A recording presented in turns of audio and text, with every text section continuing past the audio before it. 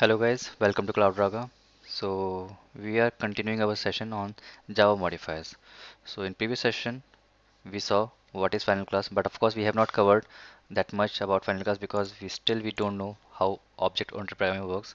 So I left these topics for future perspective, and we discuss about what's the impact if you use final keyword with variables. Now we'll talk about static keyword.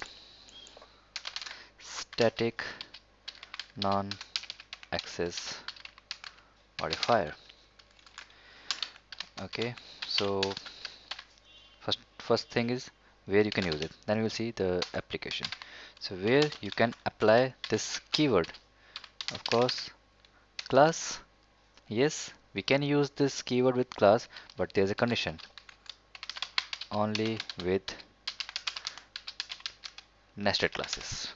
Yep, that's the condition. So whatever classes we have created so far, they are normal classes. They are not nested classes. So that's a different topic. We'll discuss about these nested classes in upcoming classes, but for now that's where you can apply static keyword. Next, with methods, yes, we can create method, or you can say static methods. Variable is possible, and there's one special thing we call this block. So we can create static block as well. So that's what we are going to discuss in this video. So let's get started. So classes, for now we have to skip it. We don't know what is nested keyword yet, nested classes yet. So later we'll see that. So let's start with methods. What happens when you create any method with static keyword? So syntax of static keyword syntax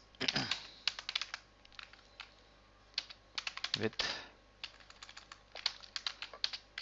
method.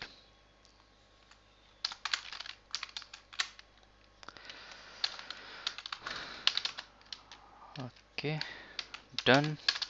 So how it looks like, you have to write modifier,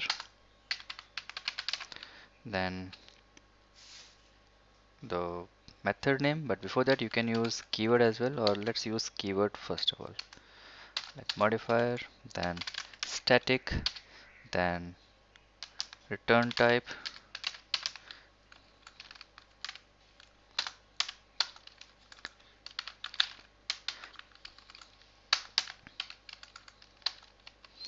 then the method name in camel case. So that's how you can write this thing. And static is a Java reserve keyword. So let me highlight and bold with different color. Static. So it's a reserve keyword. So if I have tried any example, let's say, so it modifier, that is public for now, then static keyword, then return type, let's say void, and let's say I want to obtain some database connection. So I've created a random method. Let's say get db connection. So that's how you can create that thing. So let's say 18 and political.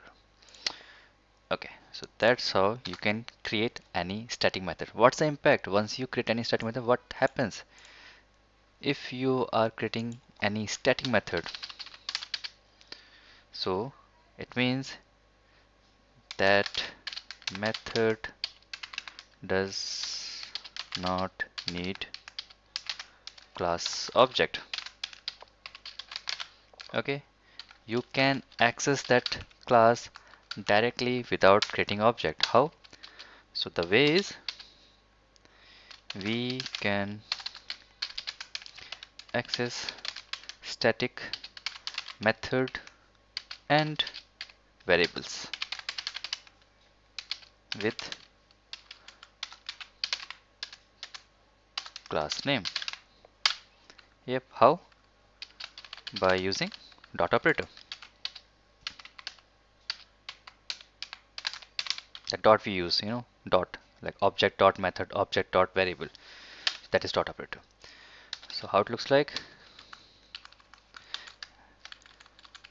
So it goes like your class name dot method name. Yep. Earlier it was object ref then dot method name, right? But since we are using static keyword, so because of that, we don't have to create object. We can directly access that resource. Either it could be method name, variable, just by using class name. So with uh, normal, what do you call that, method?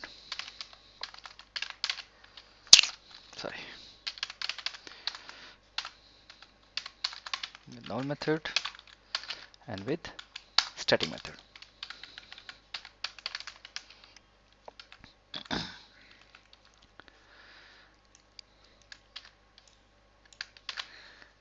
Okay, so let's see this programmatically and try to understand what happens. So Eclipse is here. Let's create a new package for this keyword. Package com dot pack dot static. Again, static is a reserved keyword. So Java, this Eclipse won't allow you to use this keyword in your package. So just change it a little bit. Anything. I'm just calling it static demo. So this becomes a new keyword for editor. It does not recognize that static is used. Okay. Now I can create a class. Let's say I'm creating a MySQL connector. A database is there whose name is MySQL. And here I'll create a method public void get db connection, and of course we are not going to actually do the coding for database, just for one line of code. Connection created. Okay, done. It's a regular method, and if I have to use it, I can create its tester MySQL tester, and on tester class we will have main method. How to use it? The class instance, that's MySQL connector. I'll create its object, then connector, any reference name, up to you, you can call it anything, then the constructor, and it's done. Then I can say connector dot get db connection. This is the regular way of calling any method, and if I run this code, connection created. Okay, there's a typo, let's fix it. Connection. Okay, but if this method was static, now what? You guys can see now we're getting some warning from Eclipse. What it says: the static method get db connection from the type this class should be accessed in a static way. Okay, so what's the static way? This is a static way. Class name dot method name. Okay, so what we can do, we can access the class that is MySQL connector dot get db connection, and done. You guys can see even there's a difference, slight difference between a method, a normal method, and when we get a different method. Let's just for demo, let me get a normal method get db url of database. This is a normal method, and let's try to access that as well. Connector dot get db url. Now see the difference. This method is kind of in italic. This is not, because we are using a normal method. So static methods becomes italic in Eclipse writer. So you can at least see this becomes a little bit italic. So that's a static method. Working wise, they are same. If you run this code, let me comment this out.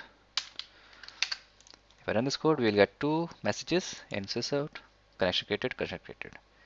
So even if I comment this whole line, which is not required at all if you are using any static method. So I can access that static method just by using class name.